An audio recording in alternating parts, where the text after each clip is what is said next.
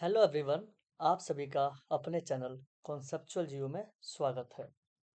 तो आज हम इस लेक्चर में 12th क्लास का जो फर्स्ट बुक है जिसका नाम है fundamental of human geography, fundamental of human geography, इसके पूरे बुक में जो कंप्लीट सिलेबस है जो कि अपकमिंग बोर्ड एग्जाम में आने वाला है, उसके इम्पॉर्टेंट एमसीक्यू को हम सॉल्व करेंगे। ये एमसीक्यू पीवाईक्यूज भी हैं प्लस क्रिएटेड भी हैं, जो कि आपके अपकमिंग बोर्ड के लिए बहुत ज़्यादा इम्पॉर्टेंट है। ठीक है, तो ये लेक्चर आपके लिए बहुत ज़्यादा बेनिफिशियल होने वाला है। आप इसको एंड तक ज़रूर देखें ताकि आपको सारे क्वेश्चंस का प्रैक्टिस हो जाए और लेक्चर कंप्लीट होने के बाद आपको ये समझ आ जाएगा कि इस बुक में से आपको क्या क्या इशूज़ हैं, कौन से कंप्लीट टॉपिक्स हैं, कौन सा आपके वीक जोन्स हैं, ताकि आप उसको अच्छे से प्रैक्टिस कर पाएंगे। तो चलिए स्टार्ट करते हैं इस लेक्चर को। उससे पहले मैं आपको थोड़ा सा अपने बारे में बता दूं ताकि आपको पता चले कि ये लेक्चर क्यों इम्पोर्टेंट है। मेरा नाम विशाल है। मैंने यूजीसी नेट क्वालिफाइड किया है फॉर पीएचडी एंड मैं बीएड मैंने परस्यूइंग में हूँ। एमएससी मेरा ज्योग्राफी में कंप्लीट हो रखा है। मैंने ग्रेजुएशन शिवाजी कॉलेज डीयू से कर रखा है और मेरे पास लगभग 6 साल से ज़्यादा का एक्सपीरियंस है इस फील्ड में। अभी तक हम ऑफलाइन पढ़ाते थे, तो कुछ बच्चों का सजेशन था कि कुछ इंपॉर्टेंट टॉपिक्स को यूट्यूब पे भी डिलीवर किया जाए ताकि बच्चों की हेल्प हो पाए। चलिए तो स्टार्ट करते हैं। पहला क्वेश्चन है, which of the following is not correctly matched. मतलब आपको बताना है इस क्वेश्चन में कि एक तरफ स्कॉलर्स लिखे हुए हैं, एक तरफ अप्रोच लिखा हुआ है। वो स्कॉलर, वो विद्वान जो इस अप्रोच को फॉलो करते हैं नहीं करते, इसे बताया गया है। तो इसमें क्वेश्चन में ये है कि कौन सा विद्वान उस अप्रोच को फॉलो नहीं करता, आपको वो आंसर ढूंढना है। तो फ्रेडरिक रेडजल क्या डिटर्मिनिज्म को फॉलो करते हैं? तो ये तो सही बात है। क्या एलएनसी सैंपल वेलफेयर अप्रोच को फॉलो करती हैं? तो ये तो गलत बात है। एलएनसी सैंपल फ्रेडरिक रेडजल की स्टूडेंट थी, तो ये भी अपने टीचर के जो कॉन्सेप्ट था डिटर्मिनिज्म उनको ही फॉलो करती थी, तो ये डिटर्मिनिज्म को अप्रोच को फॉलो करती हैं। ग्रिफिथ टेलर, हाँ, इन्होंने न्यू डिटर्मिनिज्म को लेके आए थे। न्यू डिटर्मिनिज्म मतलब होता है नव निश्चयवाद। तो ग्रिफिथ टेलर ने न्यू डिटर्मिनिज्म कॉन्सेप्ट को लेके आए थे, ये भी सही बात है। पॉल विडाल डी ला ब्लास जिन्होंने पॉसिबिलिज्म अप्रोच को स्टार्ट किया था, ये भी सही बात है। तो आपको क्या ढूंढना था? Not correctly matched. तो answer number B will be right. ठीक है, answer number B is right for the question number 1। चलिए चलते हैं सेकंड क्वेश्चन की ओर। सेकंड क्वेश्चन बता रहा है, पूछ रहा है कि which of the following issues is concern with World Trade Organization. Okay, तो इस क्वेश्चन में ये पूछा जा रहा है कि जो डब्ल्यूटीओ है वो कौन कौन से इश्यूज को कंसर्न करता है, किस किस मुद्दे को कंसर्न करता है, आपको ये बताने हैं। 3 ऑप्शंस है, 4 ऑप्शन है, आपको देखना है कौन सा सही है कौन सा गलत है। तो पहले आपको डब्ल्यूटीओ के बारे में थोड़ा पता चल जाए बेसिकली कि डब्ल्यूटीओ क्या है, इसका फॉर्मेशन कब हुआ था। तो ये एक इंडिविजुअल, एक ऐसा ऑर्गेनाइजेशन है जो वर्ल्ड में ट्रेड को कवर करता है। इसके अंदर मेंबर कंट्रीज हैं जो आपस में ट्रेड करते हैं, म्यूचुअल ट्रेड्स करते हैं। ठीक है, और इसका जो इस्टेब्लिश हुआ था ये 1995 में हुआ था। बट डब्ल्यूटीओ से पहले इसका नाम गैट था, GATT, जो कि 1948 में फॉर्मेशन हुआ था। गैट का फुल फॉर्म था general agreement for tariff and tariff and trade, general agreement for tariff and trade. तो यही 1948 के जो मेंबर कंट्रीज थे, इन्होंने परमानेंटली एक ऑर्गेनाइजेशन क्रिएट किया जो कि 1994 में गैट का चेंज करके डब्ल्यूटीओ रखा गया। इसके अंदर 1948 में ही इंडिया भी एक साइनिंग कंट्री था, सिग्नेचर कंट्री था। जब 1948 में गैट फॉर्मेशन हुआ उस टाइम भी हमारा इंडिया सिग्नेचर कंट्रीज था, एंड जब डब्ल्यूटीओ बना उस टाइम भी हमारा इंडिया सिग्नेचर कंट्री था। तो क्वेश्चन आता है कि इंडिया सिग्नेचर कंट्री था या नहीं था, तो आपको पता होना चाहिए कि दोनों टाइम हमारा इंडिया सिग्नेचर कंट्री था। अच्छा, डब्ल्यूटीओ क्यों बनाया गया, यही आपसे इस क्वेश्चन में पूछा गया है, तो समझते हैं। ये बोल रहा है, A option, sets the rules for global trading and resolves disputes between its member nation. कहने का मतलब है कि जो डब्ल्यूटीओ है ये रूल्स बनाता है जो इसके मेंबर कंट्रीज है उनको ग्लोबल ट्रेडिंग करने के लिए, और जो इनके बीच में मेंबर नेशंस के बीच में जो भी डिस्प्यूट्स होते हैं उनको रिजॉल्व करता है। तो ये तो सही बात है। दूसरा, it covers trade in services such as telecommunication and services, ये भी सही बात है। डब्ल्यूटीओ गुड्स का ट्रांसपोर्टेशन करने के साथ साथ टेलीकम्युनिकेशन एंड सर्विसेज को भी प्रोवाइड करवाता है, इसको भी कवर करता है, सही बात है। Third option, it also cover trade in other issues such as intellectual rights, ये भी सही बात है। जब आप डब्ल्यूटीओ को अच्छे से पढ़ेंगे तो आप देखेंगे कि ये सारे के सारे फीचर डब्ल्यूटीओ के हैं। मीन्स क्वेश्चन नंबर 2 का answer number D is right. Okay, तो हमने 2 क्वेश्चन देख लिया। तीसरे क्वेश्चन की तरफ चलते हैं, देखते हैं इसमें क्या पूछा गया है। थर्ड क्वेश्चन बोल रहा है, identify the South American country from the following options which is a part of OPEC. मतलब आपको इन चारों ऑप्शन में से ये बताना है कि जो कॉन्टिनेंट है साउथ अमेरिका, उसमें से ओपेक जो एक रीजनल ट्रेडिंग ब्लॉक है, उसका कौन सा कंट्री है जो साउथ अमेरिका से रिलेटेड है। ठीक है, साउथ अमेरिकन कंट्री जो ओपेक का मेंबर है, आपको ये बताना है। तो ओपेक का मतलब पता होना चाहिए आप लोगों को बेटा, ओपेक क्या है। तो एक ऐसा ऑर्गेनाइजेशन है जो पेट्रोलियम एक्सपोर्टिंग कंट्रीज है, उनको मिला के ये ऑर्गेनाइजेशन फॉर्मेशन हुआ है। ठीक है, वर्ल्ड में जितने भी कंट्रीज है इनके यहाँ ऑयल एक्सपोर्ट होता है, ठीक है, उनके इन्होंने एक अपना ऑर्गेनाइजेशन बनाया जिसको ओपेक कहा जाता है। तो साउथ अमेरिका कॉन्टिनेंट से भी कुछ कंट्रीज है, उसमें से option number A Venezuela is right. Okay, तो आपका जो वेनेजुएला है ये ओपेक कंट्रीज है जो कि साउथ अमेरिकन कंट्री है, तो इसका option number A will be right. Okay, तो क्वेश्चन नंबर 3 का ए ऑप्शन सही है। Question number 4, which of the following is the headquarter of WTO. Which of the following is the headquarter of WTO. ठीक है, आपको बताना है कि कौन सा हेडक्वार्टर है डब्ल्यूटीओ का, कहाँ पर है डब्ल्यूटीओ का हेडक्वार्टर। तो आप सबने पढ़ा है कि स्विट्जरलैंड के जेनेवा में है। ठीक है, जेनेवा में आप लोगों का डब्ल्यूटीओ का हेडक्वार्टर है। अगला क्वेश्चन,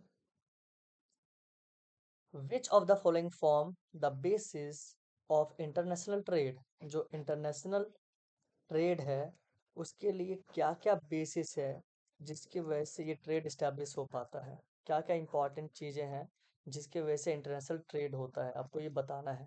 पहला, डिफरेंस इन नेशनल रिसोर्सेज, सही बात है।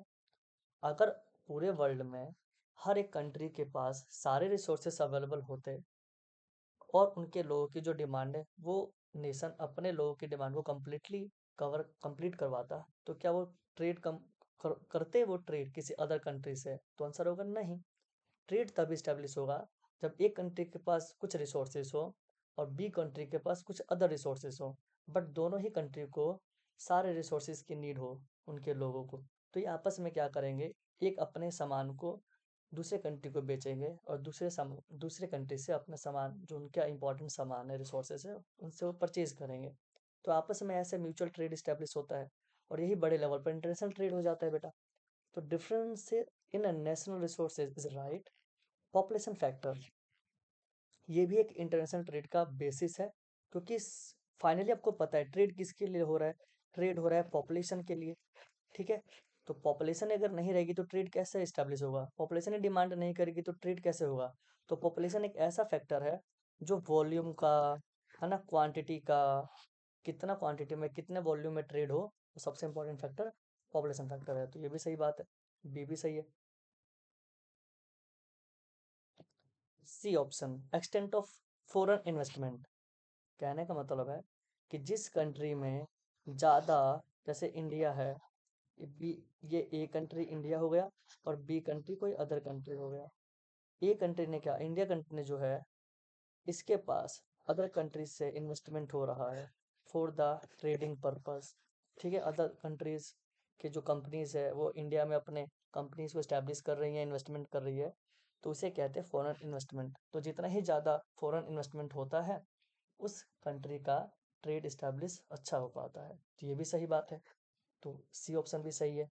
तो हमने देखा कि ए ऑप्शन भी सही है, बी ऑप्शन भी सही है, सी भी सही है और ऑप्शन नंबर डी लिखा है all of these, means option number D is right. ठीक है, जो ऑप्शन नंबर डी है वो राइट हो जाएगा। तीनों ऑप्शन सही है और तीनों ही बेसिस बनाते हैं इंटरनेशनल ट्रेड को। अगला है क्वेश्चन नंबर 6। क्वेश्चन नंबर 6 क्या कह रहा है बेटा? The act of opening up economies for trading is known as.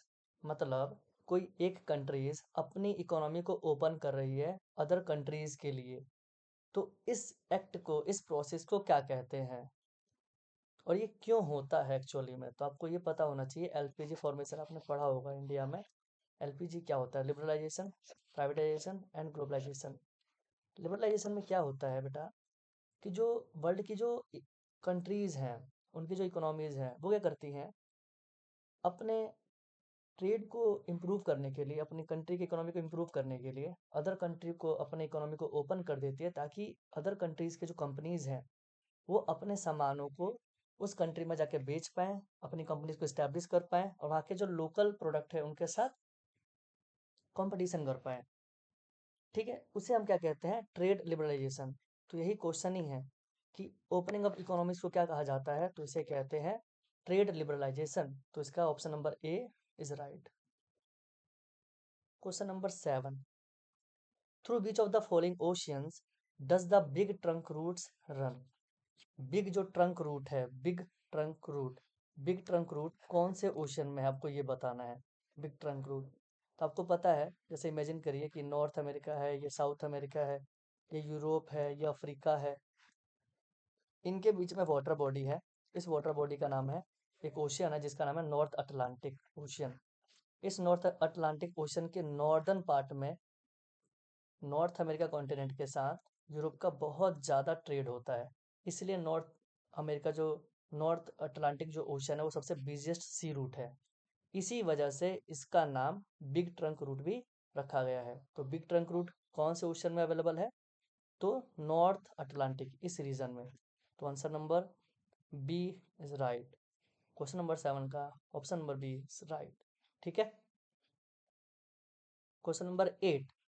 Which of the following is the longest double track and electrified transcontinental railway? मतलब इनमें से कौन सा ट्रांसकॉन्टिनेंटल रेलवे जो है उसमें डबल ट्रैक्ड है प्लस वो इलेक्ट्रीफाइड है?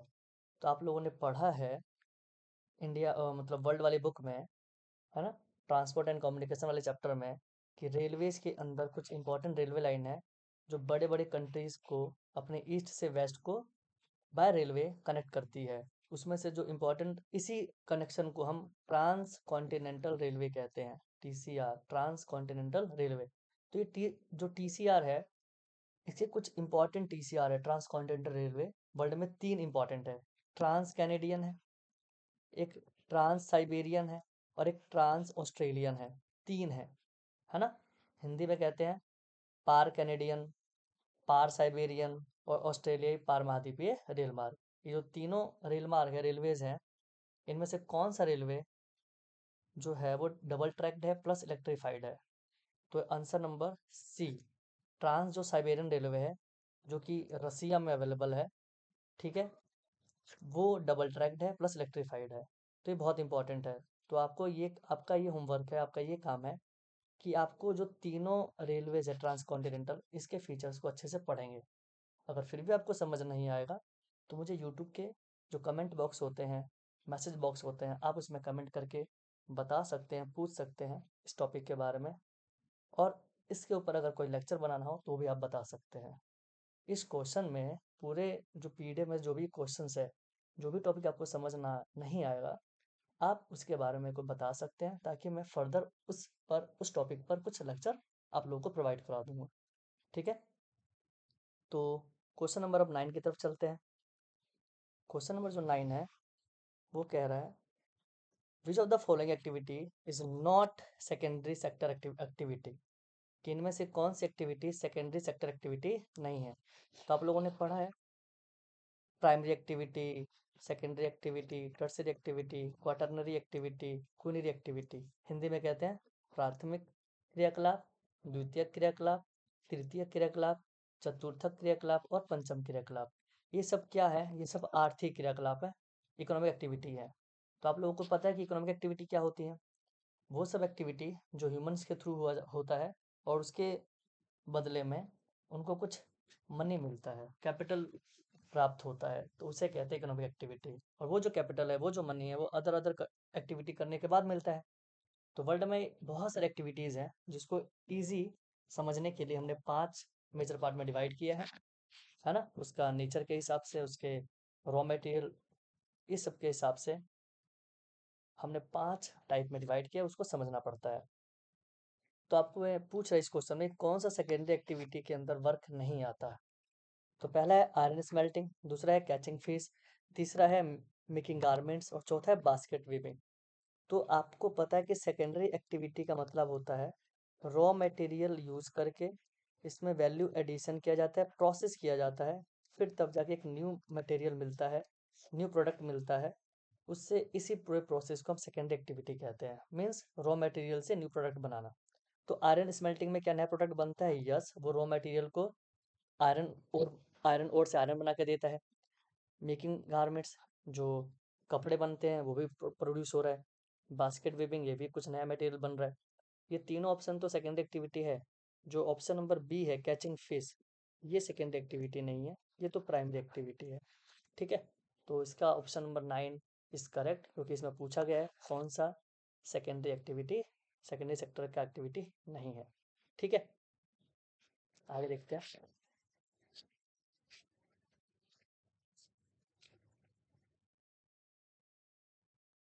Question number 10, which of the following is the meaning of development? आपको बताना है कि इनमें से ए, बी और सी में से कि कौन सा डेवलपमेंट का मीनिंग है। तो डेवलपमेंट के मीनिंग में आपको ये बताना है कि कौन सा जो लाइन है ऑप्शन वो डिफाइन करता है डेवलपमेंट को। तो आप सभी ने पढ़ा है डेवलपमेंट का मतलब क्या होता है, जो हमेशा क्वालिटेटिव चेंज होता है, हमेशा पॉजिटिव चेंज होता है, ये मेजरेबल नहीं होता है। ठीक है, मेजरेबल नहीं होता है। क्वालिटेटिव चेंज होता है, हमेशा पॉजिटिव होता है, और इसको मेजर हम नहीं कर सकते, इसे कहते हैं डेवलपमेंट। तो इसमें पहला ऑप्शन है negative as well as positive, गलत। Qualitative change which is always value positive, correct. When there is a quantitative change development take place. देखो, क्वांटिटेटिव चेंज का मतलब होता है पॉजिटिव और नेगेटिव दोनों, इसी को कहते हैं ग्रोथ। ग्रोथ का डेफिनेशन है जिसमें क्वांटिटेटिव चेंज हो, वो पॉजिटिव भी हो सकता है, नेगेटिव भी। फॉर एग्जांपल आपकी सैलरी, अगर आपकी सैलरी बढ़ रही है तो भी क्वांटिटेटिव चेंज है, तब भी ग्रोथ होगा। लेकिन आपकी सैलरी घट रही है तो भी क्वांटिटेटिव चेंज है, तो भी ग्रोथ होगा। इसने बोला कि क्वांटिटेटिव चेंज की वजह से डेवलपमेंट होता है, लेकिन इसने ये नहीं बताया कि पॉजिटिव की नेगेटिव। नेगेटिव बताता तो गलत हो जाता, पॉजिटिव बताता तो सही हो जाता, और इसने डिफाइन ही नहीं किया, तो ऑप्शन नंबर सी भी गलत हो गया। तो मीनिंग जो डेवलपमेंट का है वो option number B is correct, कि हमेशा क्वालिटेटिव चेंज होता है और हमेशा वैल्यू पॉजिटिव होता है। ठीक है, तो इस लेक्चर में हम अभी तक 10 क्वेश्चन को ही देखते हैं। इसमें कोई भी आपको प्रॉब्लम आती है तो मुझे आप यूट्यूब के मैसेज सेक्शन पे बता सकते हैं।